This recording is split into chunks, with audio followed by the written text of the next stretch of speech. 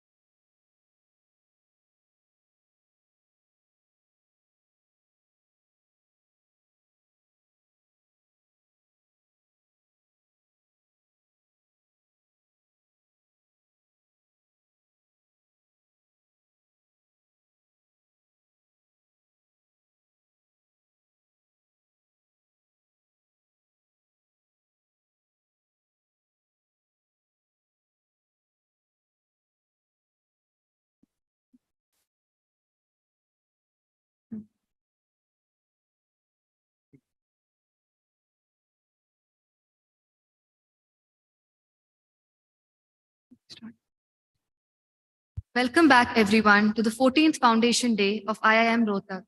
We welcome our esteemed guest, Dr. Pushp Kumar Joshi, Chairman and Managing Director of Hindustan Petroleum Corporation, Professor S.K. Pandey, Dean Research and Development, faculty members, and students. Now, before we move ahead with the program, we'd like to introduce our esteemed guest for today. In May 2022, Dr. Pushpakumar Joshi took over as Chairman and Managing Director of Hindustan Petroleum Corporation, a Maharatna company. Dr. Joshi was previously the corporation's Director of Human Resources. As Director HR, Dr. Joshi had been responsible for overseeing the design and implementation of key human resource policies and strategies, as well as leading human resources practices that are employee-oriented and aimed at building a high-performance culture. He also served as HPCL's Additional Director of Marketing. Dr. Pushpakumar Joshi holds a doctorate in Human Resource Management from Exhilarite, Jamshedpur. I would like to request Professor S.K. Pandey to kindly welcome our guest with a small token of gratitude.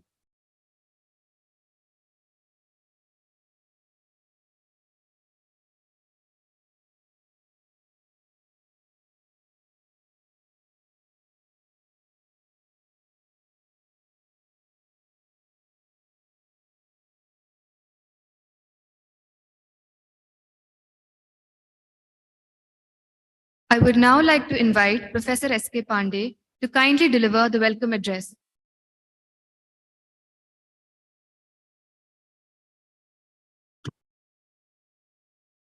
Good afternoon, ladies and gentlemen. It really is a difficult task to, engage the audience after a hearty lunch, and especially after such a wonderful speaker in the morning session. I was having some word with Dr. Joshi before coming here, and we were trying to discuss the same theme as how narratives are created.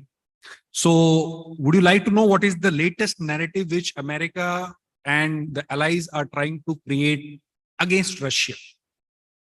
So a lot of oil is being imported by India, and some countries depend largely on Russia for their, heating requirements, etc. And with this Russia-Ukraine war, America is trying to fund studies which will try to find out whether the crude which Russia is sending to many countries, whether there will be an adverse impact on the vehicles when they use this oil. And as I was having a word with Dr. Joshi, he was telling that it doesn't really matter which crude is coming, because after refinement, it is almost undifferentiable. But this is the narrative that they would like to create so that larger customers will start, boycotting Russian oil. They will start asking whether the oil that you are putting in my vehicle, is it coming from Russia or some other country? So the question that we are all pondering over right from the morning is that institutes like us need to develop intellectuals who can question the status quo, who can start thinking on whatever information is fed to them, and then with different perspectives, they would like to rationalize and take the better call, a better rational decision based on the information available.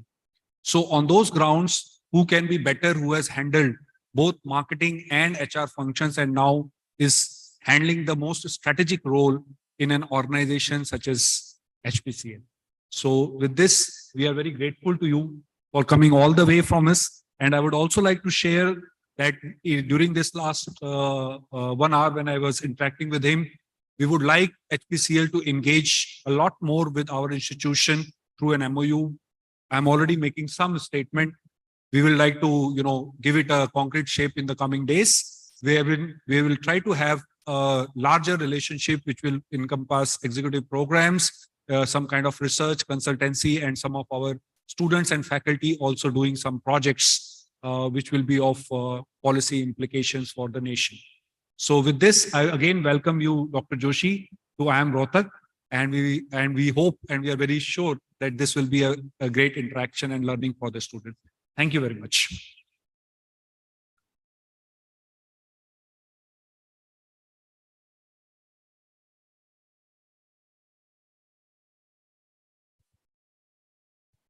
Thank you, sir. We would now invite a respected guest, Dr. Pushp Kumar Joshi, sir, to kindly deliver the keynote address.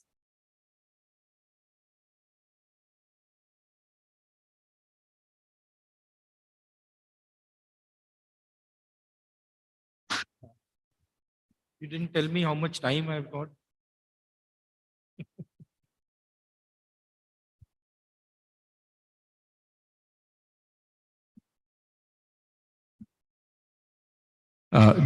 Director IIM Rohtak, Professor Pandey, senior faculty members, and my dear students, very good afternoon to all of you.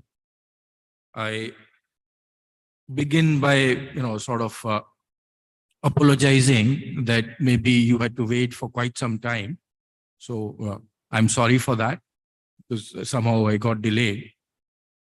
Nevertheless, let me start by expressing my feeling, because whenever I see institute and audience like this and students like this, I feel envious.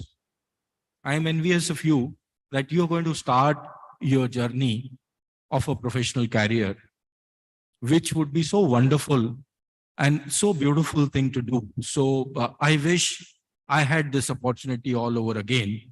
Nevertheless, certain things in life we have to accept and go forward. So it is with that envy, that envious feeling, I am standing here before you. And I would attempt not to try and give you gyan and, not to tell you things which you already know. So I will not do that. We will only try and see that this is my experience, 35 plus year after the campus, that what kind of, journey one has to go through and what kind of changes which take place. So morning, you've had a very excellent speaker. And I was telling the director, sir, that it's very unfair that after such a wonderful speaker, you bring a corporate executive and, ask him to stand on the podium.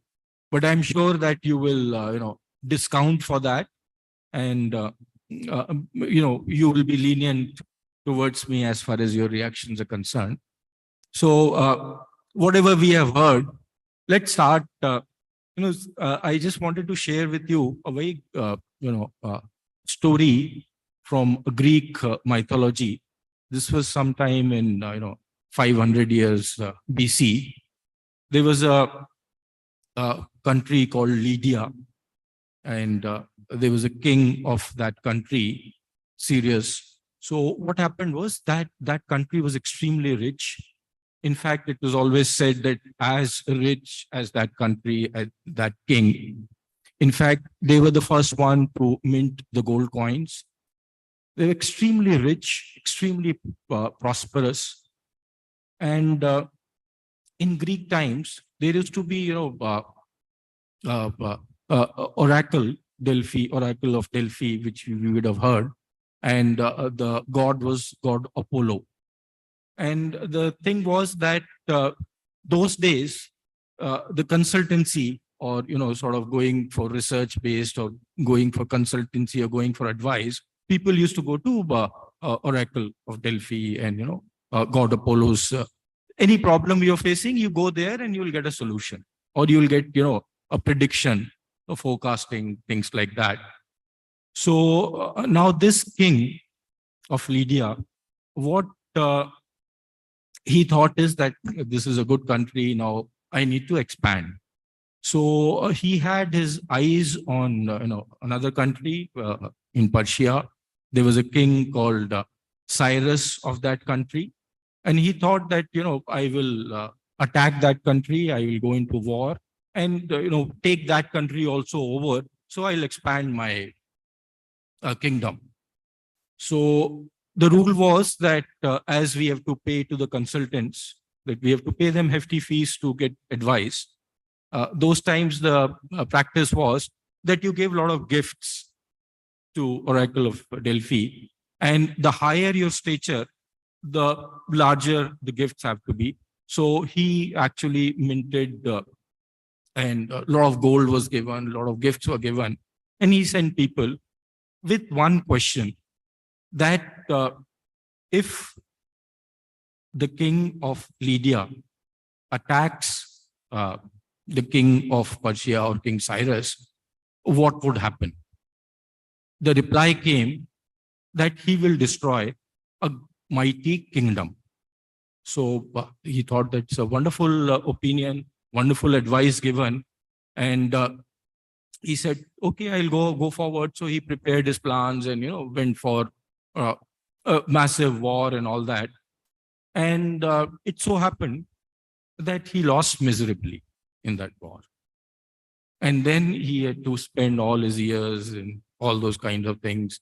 And second time, after a few years, when he got this opportunity, he sent his people again to the oracle for asking the clarification on this.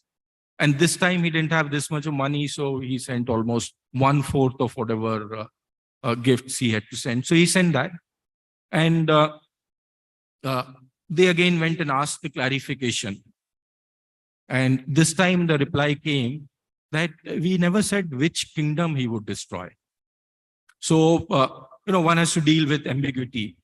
And the advices which we get, all the, inputs which we get, we have to deal with ambiguity in that. So even whatever I am going to say, please ask yourself whether it makes sense to you or not. I don't know about other speakers, but this is the thing which I wanted to start with. Now, you see, there are certain myths which we need to address, and which we need to see that we need to test them against a filter of reality. So before we do that, just see, I mean, as a student, and I'm trying to address to the audience minus the first two rows, because the first two rows, I see that people more experienced and people more, not in uniform, are sitting in the first two rows. So they obviously know much more than this. So minus the first two rows, this is what is to you, is that if we were to take our, lifespan and let's say 0 to whatever, I mean, let's say 0 to 100 or 0 to 80 or whatever time we want to live. So it doesn't matter that what is, whether it's 80 or 100 or whatever, but we take that quanta, that lifespan, and divide that into three equal parts. Divide that into three equal parts, 1/3, 1/3, 1/3. Today, you are at the stage where you finish the first 1/3 portion. What is remaining for you is the next third portion. If you take me, I have finished the first 1/3, I finished the second 1/3. For me, what is remaining is the last 1/3. Now, if you analyze these three portions, the first 1/3 portion, which you've just completed, was the portion where you had little control over the environment. Whatever input was given to you by the environment, whatever upbringing was done, whatever things were done. So all that baggage you have already accumulated. Now, with this baggage, with this learning, you have to live the next 1/3 portion, because the next 1/3 portion will determine how your last 1/3 portion would be. I don't know whether I'm making sense. I mean, is that clear? Am I making sense? Because there's another a funny thing which my daughters tell me is that, there's a problem with my voice. It's quite sonorous. So what happens is when they want to go to sleep, they say, okay, you give us some gyan. And in 5 minutes, they will, go to sleep. I can't help it. And neither can you. So feel free if you need to yawn and things like that, because it's the quality of voice. So these three portions.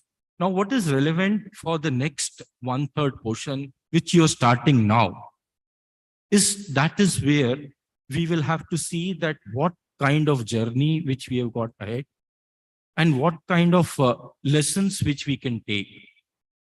So in that, the first point to ponder, or the first myth, if we may call it, is that technical knowledge or conceptual competencies are sufficient for our growth and progress in our future life.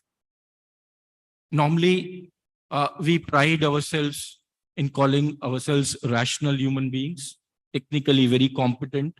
The whole idea of management institutes is that to equip you, all of you, with those kind of technical competencies. And organizations also become metrics driven, because there is a saying that whatever can be measured would be done and things like that. But we become obsessed with that measurement. And that is where the issue comes. You see, there is a wise way of doing things, and there is a otherwise way of doing things. And the otherwise way of doing things is not necessarily unwise way of doing things.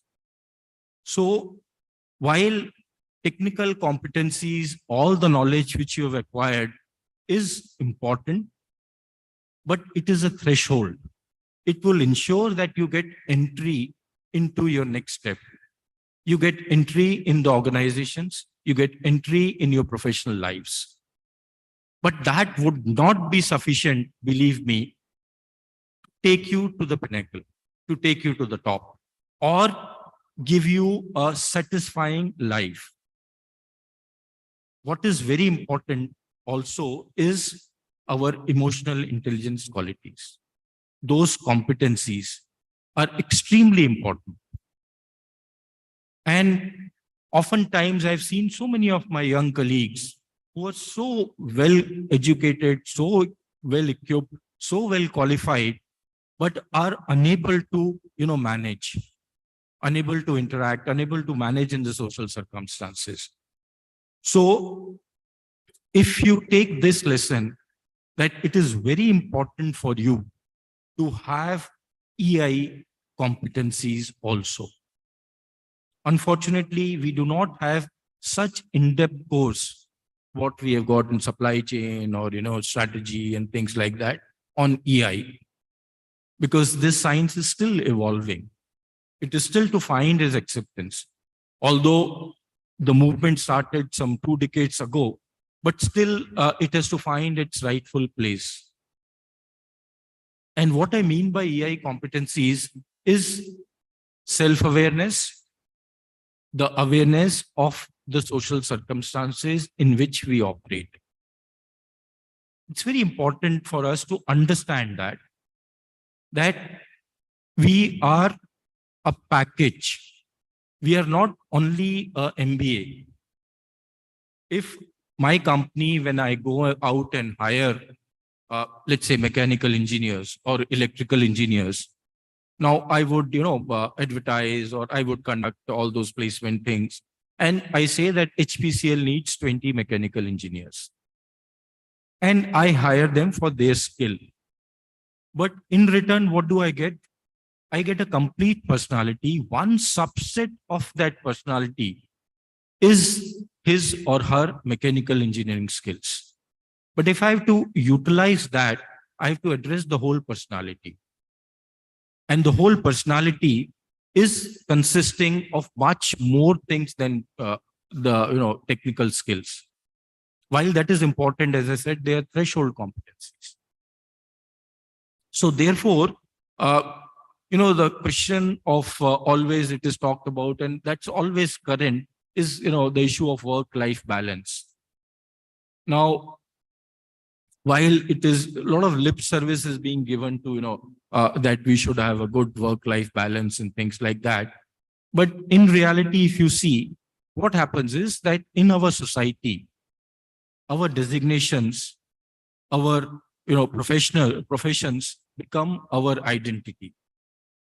If somebody were to ask me that who are you, my introduction would be first my name, and thereafter what is my designation or where do I work. But if you analyze it properly, job is one subset of our personalities. Our personalities are much bigger than the job which we do. So we have to work on something called life-work integration rather than work-life balance. And in doing so, we will see that what is beyond the job. And if I have to do job properly, if I have to function properly, I have to have those kind of skills also. And those skills are extremely important.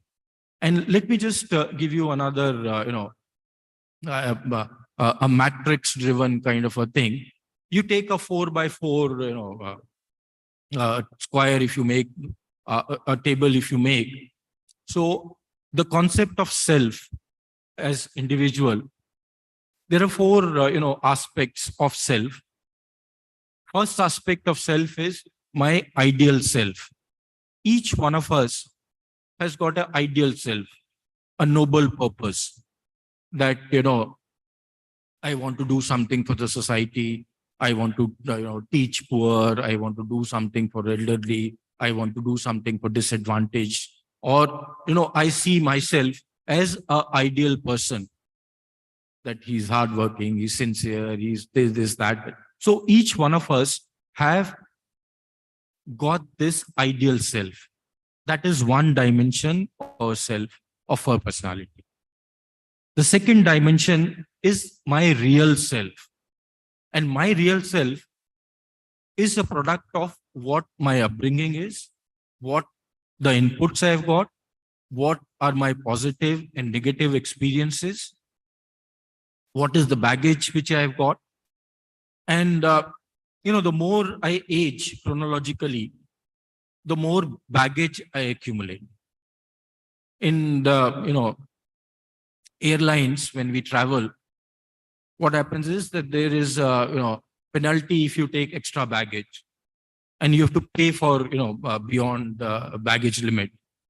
But unfortunately in life, there's no penalty for extra baggage. We go on accumulating baggage. We go on accumulating biases. And we carry that. And the more, as I said, we age chronologically, the more baggage which we have got. I'm not talking about mental age, I'm talking about chronological age.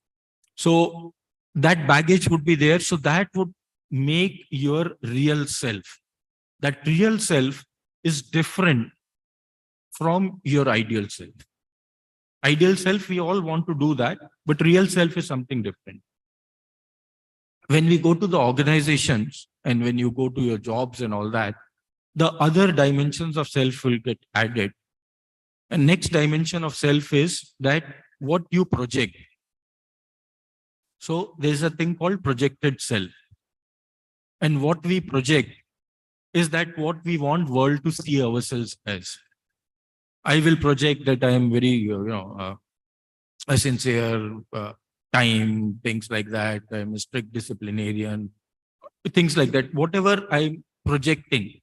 Now, what I project is different from my real self. My real self may be something else, but what I'm projecting is something different.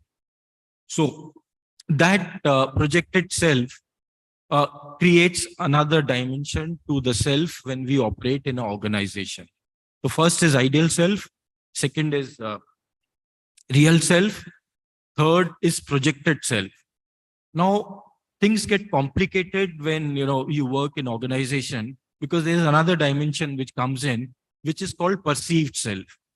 I may be projecting something, but people would see me from their specs. Because when we judge others, we use our specs. And by our specs, what I mean is our biases.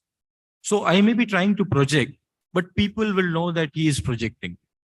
He is trying to show off, or he's trying to, demonstrate something which he is not. And unfortunately, this can be seen. And if others see me like this, I also see them like this. So the fourth dimension is perceived self. Now, in EI, if we have to understand, we have to try and be aware of these four aspects of self. These four aspects. And I am yet to find any individual, including me, who has got all these four selves integrated. So don't worry too much about it. But these are the four things. And that is where our EI competencies come to fore. Because we have to work with others. And we are not rational beings to that extent. A few years ago, the Nobel Prize was given to Richard Thaler. You must have heard about him, behavioral economics. And if we just take a gist of what was the core theme was that our economic decisions are not rational. And for that, we gave him a Nobel Prize for telling us this. So, I'm simplifying things, but that's what is the core. So, take it from me that it is not that every decision which we take is a logical or a rational decision. We would want to do that. We would definitely want to do that. And in the interest of our organization, in the interest of our professions, we have to optimize resources. We have to ensure the growth, ensure the sustainability. All that we have to do. That is important. But it does not happen only by metrics. What is important is our EI competencies also need to come. If we see as human beings how we have evolved, and if we see our history, and don't go very far, even if you take last, let's say, 50, 60,000 years, okay, the human species, today, the Homo sapiens, of which all of us belong to, that species. But at one time, there were other species also of, homogeneous. So in that, what is interesting is that just before us, and it ran parallel for some time, there was another species called Neanderthals, which was in Europe and that part of thing.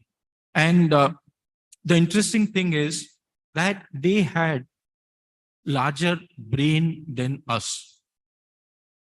Now, how this is measured, and they are extinct. Nobody of that species is alive today. How in this is measured is by the size of skull, and from that skull the volume is calculated. So for us, the average size is about 1350 cc, cubic centimeters, and for this species it was 1450. But they are not there today. They are extinct. So larger brain size or higher score or higher grade would not ensure the survival till the extent.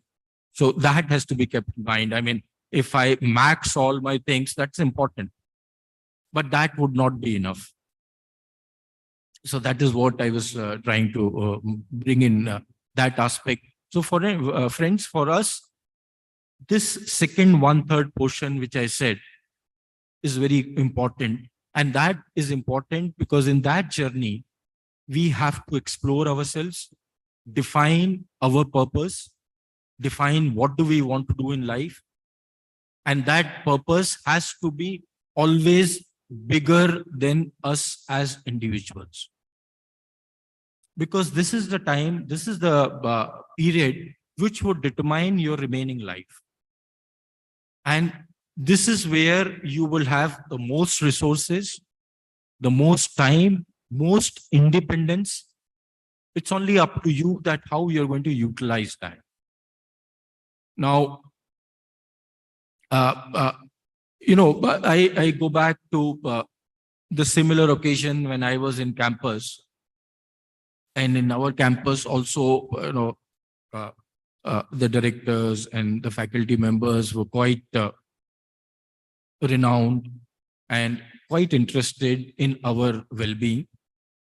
And they wanted us to get exposed to various things in life. And we used to have these lectures.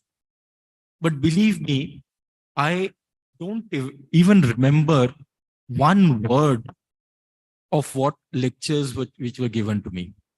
And I'm confessing it. It may happen with you also.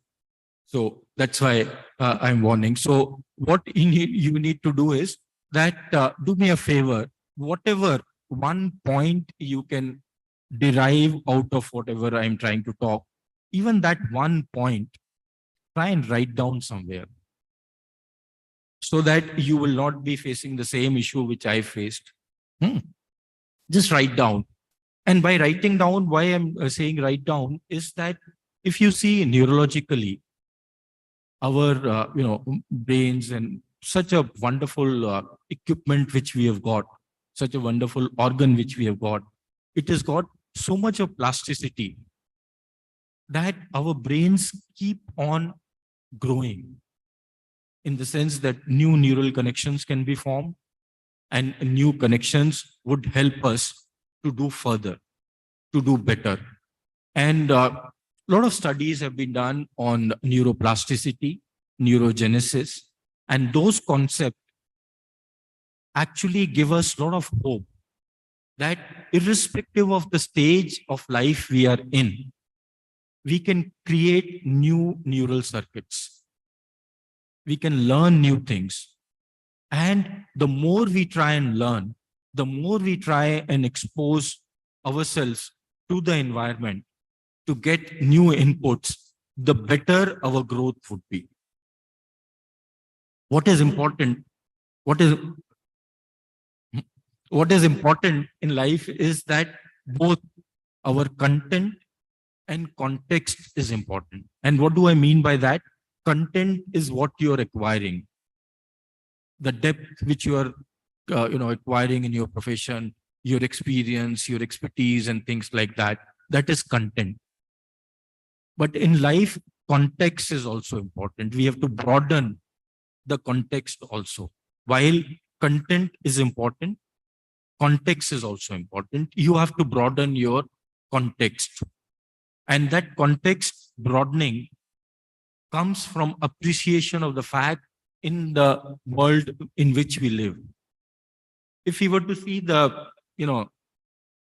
speed of light, okay, and uh, I think the speed of light, as far as I know, is about 3 lakh kilometer per second.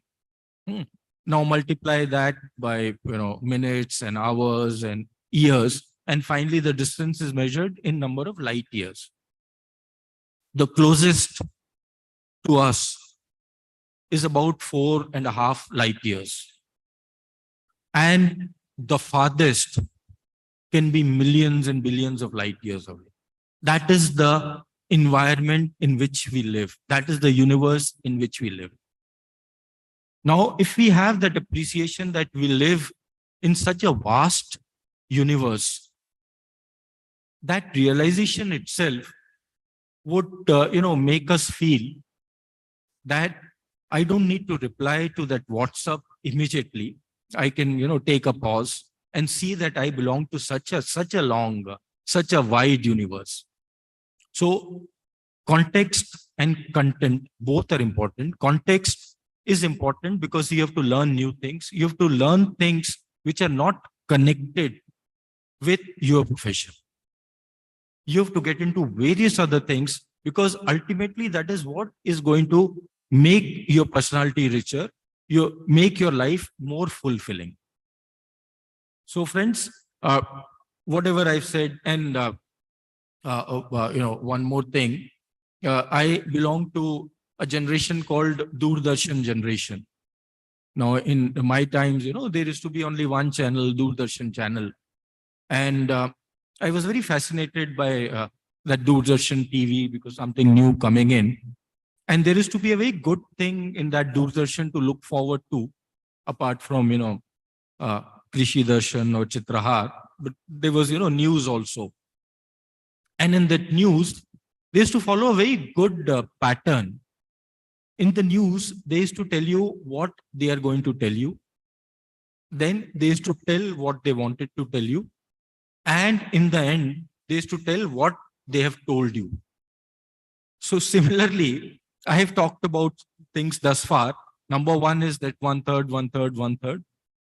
Second is the 4 dimensions of ourself. Third is our context and content, both are important. And fourth is the EI competencies. Now, if you ask me, whatever, my colleagues and we sat down and wrote a lot of things as a part of things which I can share with you. But the minute I came to know that Mr. Vivek Agnihotri is coming and he's going to interact with you, all this has become useless. So you're fortunate that I don't need to read all this now. So coming back to the thing, friends, things which I wanted to reiterate are these. And also what we have to see is that synthesis of our thinking. It can take us, largest, like for example, the concept of thought experiments. Now, in the year 1905, Albert Einstein wrote important papers on, general theory of relativity and what is time, space, and things like that. And there he did a thought experiment. And what he said is that if two, massive galaxies or heavenly bodies collide, they will generate gravitational waves. And those waves will travel across the universe. Now, in 2016, from 1905 and thereabouts, in 2016, we found the evidence of that through an experiment called LIGO, L-I-G-O, Large Interferometric Gravitational Observer. So there they could actually find the evidence of those gravitational waves which traveled across the universe, and those they could measure those waves which had emanated millions of years ago. But imagine a person like Einstein, through his thought experiment, he could do this. So thought experiment also is very important. And with thought experiment, what I mean is that you need to expand your horizons and think beyond that, not to get lost in daily humdrum just like that. Because these kind of thought experiments, and there are numerous examples of these thought experiments, which has made our world, our humanity richer.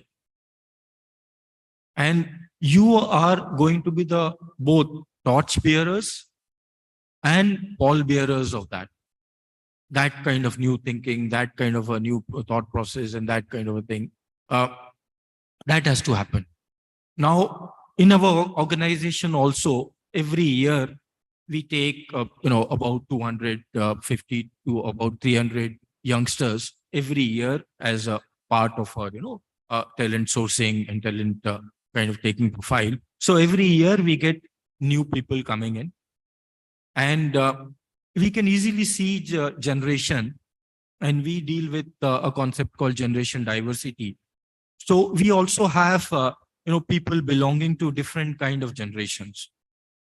And one thing which we have noticed of late is that the new generation, of which you are part of it, is extremely independent, very good in communication, very good in verbalizing your thought processes, taking an independent view, have a lot of information. Now, I'll just talk about information for a second, because I also have a lot of information, but that information does not translate into knowledge just by default. So I may have information, but I may not have knowledge, which is applied, kind of wisdom.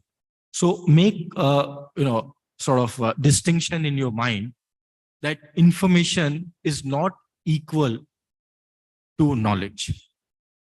Okay. So this generation I was talking about, information, independence, extremely good communication ability, extremely good, self respect and self-sufficiency. That's a very, very good thing with this generation. But one issue which we need to accept is that all of us need some kind of help. All of us are dependent. All of us are dependent on the society. All of us are dependent on each other. There is no stigma which can be attached to the fact that we need some kind of emotional help. Because that is where I find that it's very difficult, because of your self-respect, to accept the fact that sometimes we need emotional help. You won't tell your parents that you are not well, because you know they will worry more than you. They will be more tensed, and so therefore you have to protect their psyche also, their well-being also. So you won't tell them. You in an organization, you won't find too many friends where you can actually share. So therefore, friends, keep the mind open on this aspect, that we need emotional help. And if we seek emotional help, it is only going to make us better, make us stronger. There's nothing wrong in accepting the fact that we need some kind of emotional help. So be open to that, sort of input which we need to come. Sir, my time. Okay. So maybe one more thing I wanted to add before I thought that we will interact. If time permits, we can have some kind of interaction, and we can share some thought process, some feedback and all that. So we will keep that some time for that also. But the last thing which I want to tell you is that in your time scheduling, in whatever plans which you're making, and we make a lot of to-do list and things like that. We do a lot of checklists, and maybe 4 or 5% of the total checklist we end up, adhering to or doing things like that. But whatever the checklist which you make, please keep some time in that to waste time. To waste time, it is very important that for us to keep some time to waste time. Now, waste time is not looking at our Facebook or Insta. Waste time is not that. Waste time is something which you are not burdened with. You want to keep something away from the humdrum and keep that which is your me time. That is the time. And I'm simplifying and trying to give. There's a beautiful book called In Praise of Wasting Time by one of the TED speakers. It's a small book, beautiful book. It explains the rationale behind wasting time. Because if we have to, enrich our lives, if we have to fulfill our life purpose, then we have to actually take a pause, sit aside, take a pit break, pit stop, and do things like that. So I would encourage you just to go through that in praise of wasting time, because I found that very useful. And I also found that very useful because all along I was told that time is money. Now, I also understand a few equations, and equation is that if A is equal to B, then B should be equal to A in normal circumstances. So if time is equal to money, then money should also be equal to time. That normally does not happen. So while all these lessons will come and all these kind of things would come, so keep some time in your lives to waste time. And by waste time, what I mean is keep some me time. Keep some time for yourself. Because that would be, I think, the only lesson which you can, if you at all remember out of whatever I told you, that would be my wish and earnest desire, that you take out some time for yourselves. Keep some me time. Friends, I can just go on because I have got this habit that if I get a podium and a mic, I can just go on, and irrespective of whether somebody is listening to me or not, or sleeping, because I've got an excuse for that also. But nevertheless, let me thank you from the bottom of my heart for giving me this opportunity. It is indeed a privilege for me to be standing here and interacting with you, and for which I am grateful to you, sir. And I'm really thankful to you. And I was talking to Professor Pandey also that I would love to have a MOU between the two organizations, and we will take it further. Nevertheless, thank you very much, and a very good evening to all of you. Thank you.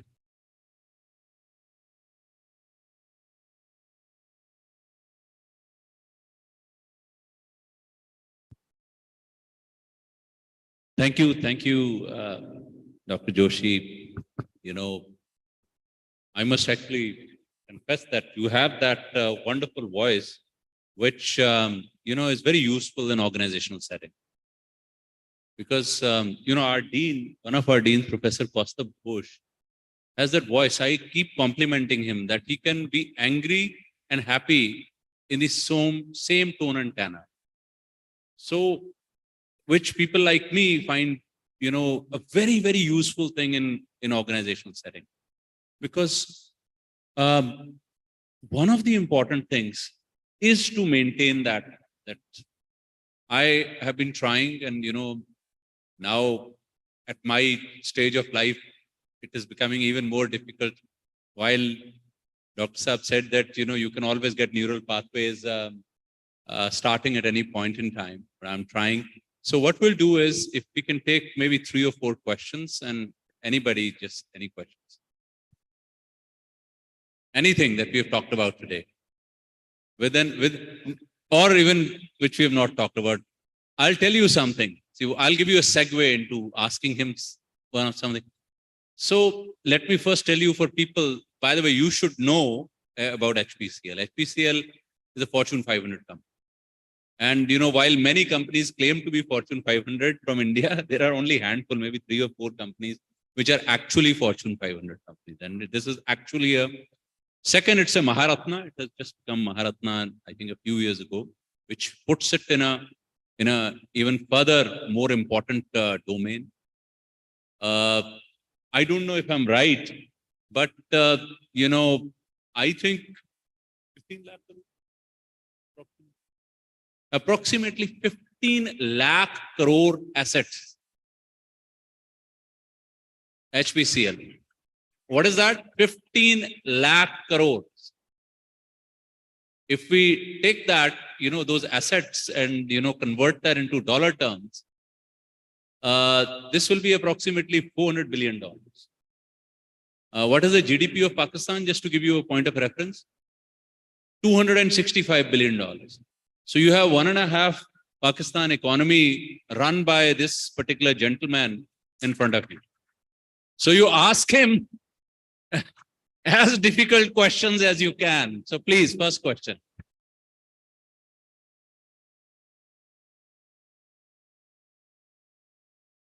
Take the mic. Take the mic.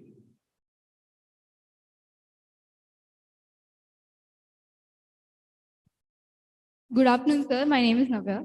Like you mentioned in your address that you belong to the generation of Doordarshan, we were told that we belong to Gen Z, moving towards Gen Alpha.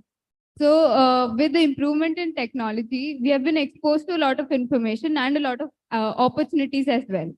So from your experience of 35 years, could you tell us how we could filter all that information and opportunities in the context and content that you have already presented to make our next 2/3 of the part of our life better from what we have right now? Extremely good. Thank you. Such a wonderful question. Please sit down. Please sit down. See, what is important is that, as I said, number one, we have to make distinction between information and knowledge. Okay. So where we can, distill that, because today, unfortunately, a lot of information which is there is can be pretty doubtful. Okay. In the sense that we don't know the veracity of that, we don't know the facts behind that. So the test for that, and the age-old test for that, is that if that is that information, that knowledge, or that step which I am going to take is going to benefit the society, if it's going to benefit me in my purpose, then it is useful, then I can distill it. Now, what happens is that we are faced with multiple career choices. We are faced with multiple, organization which can give us a